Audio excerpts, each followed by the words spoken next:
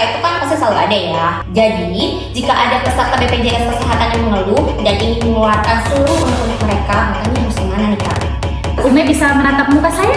Bisa dong, bisa. Apa-apaan? Nah itu dia, layanan pengaduan tatap muka. Layanan ini diberikan kepada peserta melalui interaksi langsung. Pernah nggak sih nemuin kendala selama menggunakan BPJS Kesehatan?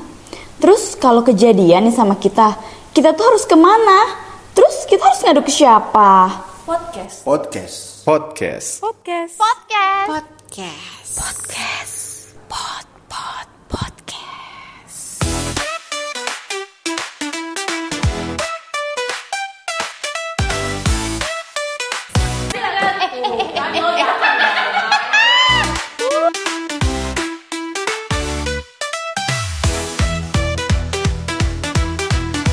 Hai Cubiter, selamat datang ke episode perdana podcast. Dalam episode kali ini kita akan mengupas tuntas tentang kanal pengaduan di BPJS Kesehatan.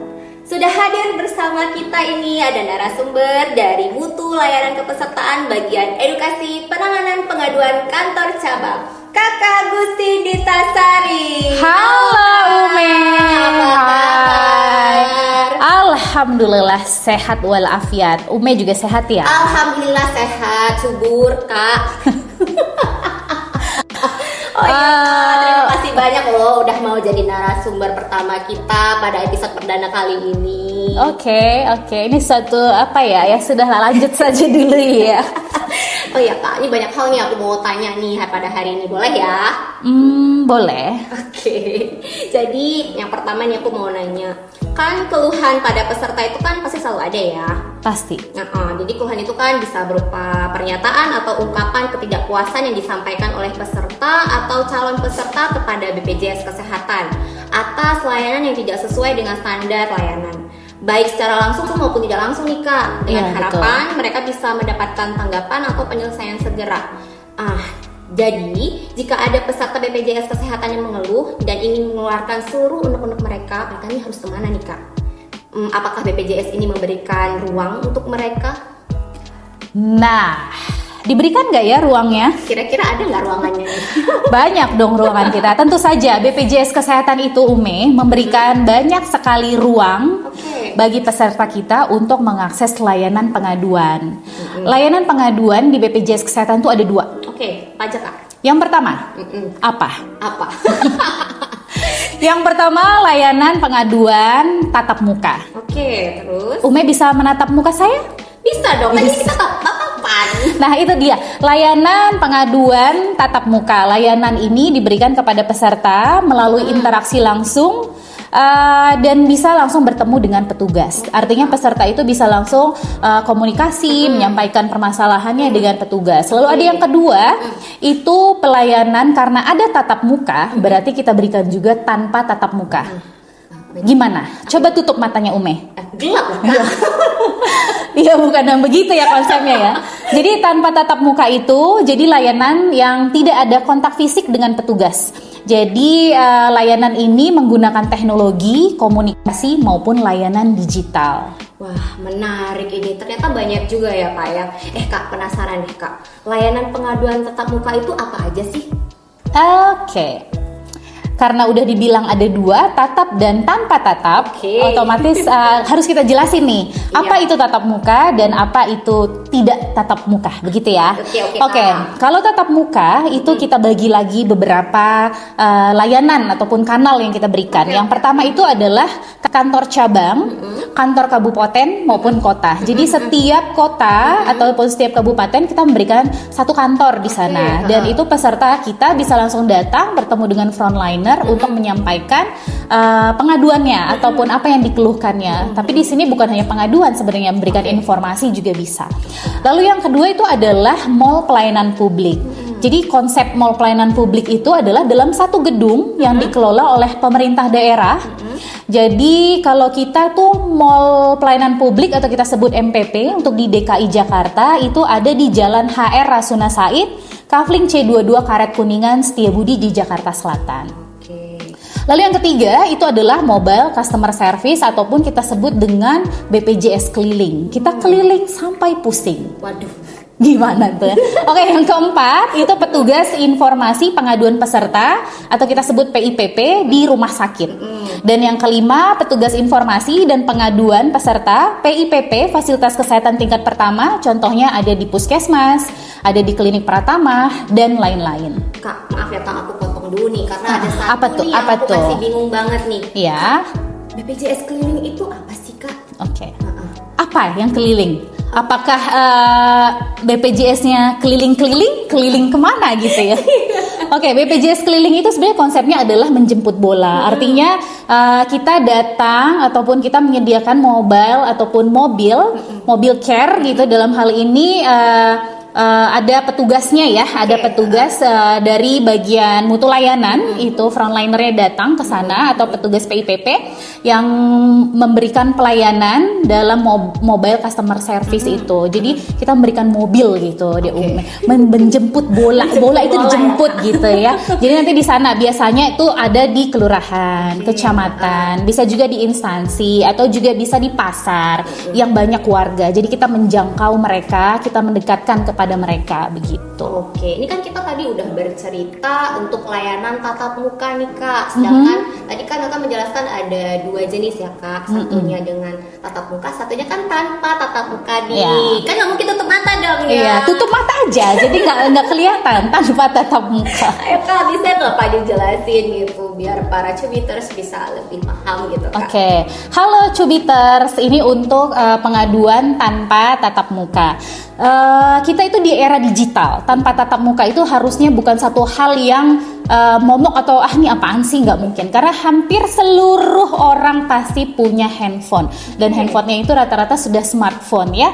Nah, yang pertama itu adalah aplikasi mobile JKN. Jadi BPJS Kesehatan itu baik banget memberikan aplikasi, jadi semuanya ada dalam genggaman, semuanya bisa akses, cukup diunduh atau di-download melalui Play Store atau iOS dengan diketik Mobile JKN atau Mobile JKN. Jadi aplikasi ini berbasis mobile, jadi istilahnya itu pokoknya semuanya bisa dalam genggaman, bisa dilakukan di sana karena ada menu pengaduan dalam aplikasi tersebut. Lalu yang kedua itu adalah BPJS Kesehatan Care Center 165.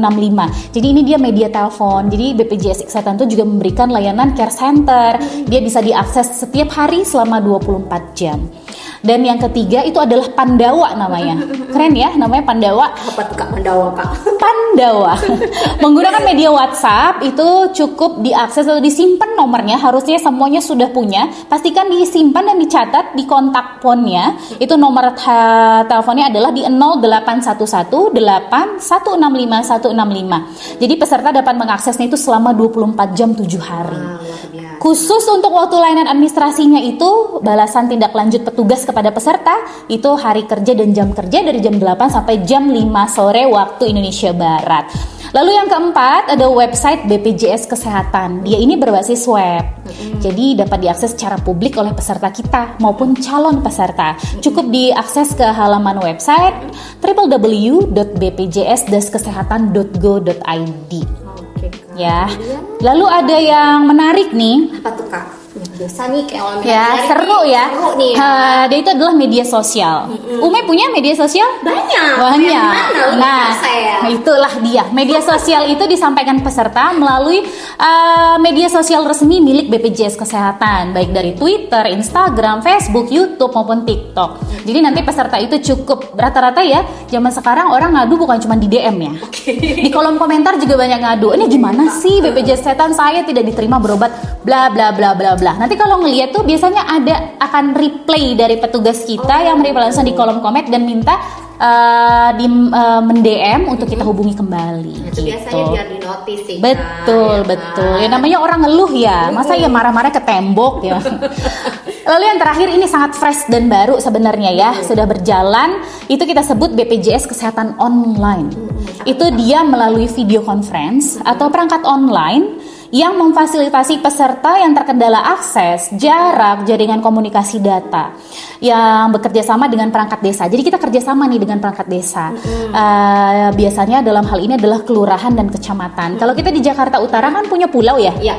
Pulau apa tuh? Pulau Seribu. Nah, itu kita juga memberikan layanan BPJS Kesehatan online kepada warga pulau. Jadi nanti kita kerjasama dengan kecamatan atau kelurahan. Mereka menyediakan media Zoom biasanya. Nanti peserta yang datang itu cukup duduk di depan layar.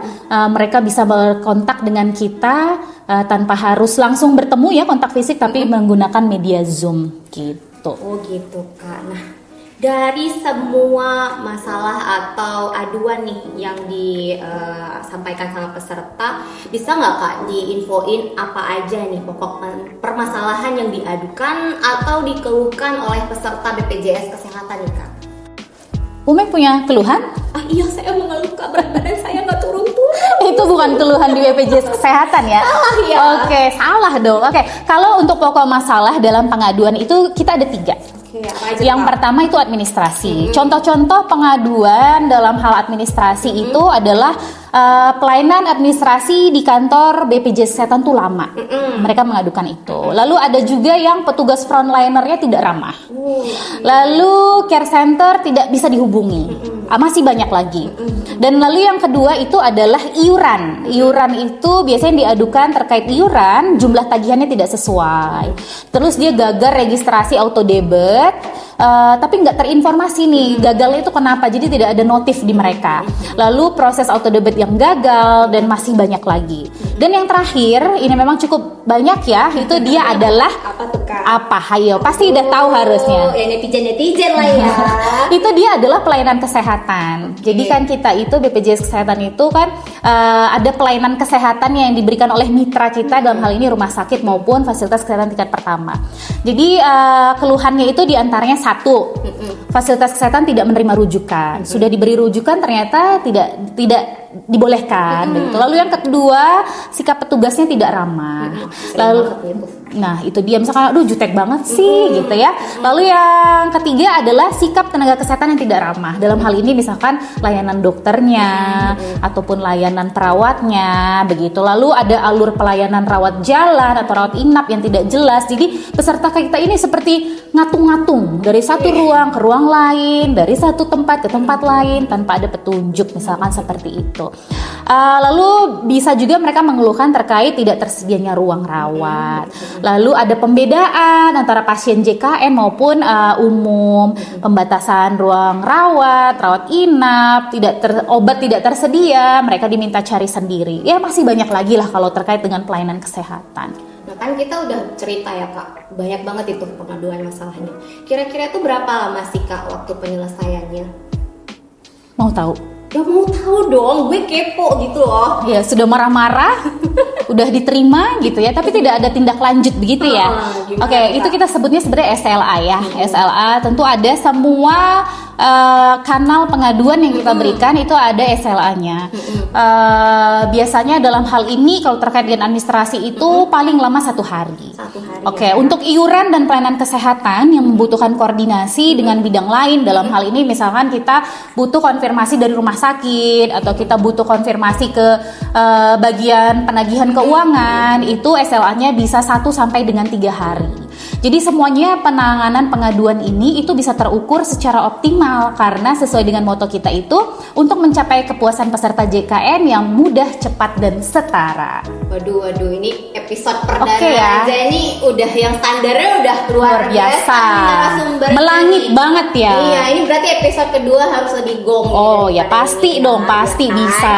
Beneran daging banget nih materi podcast kita hari ini.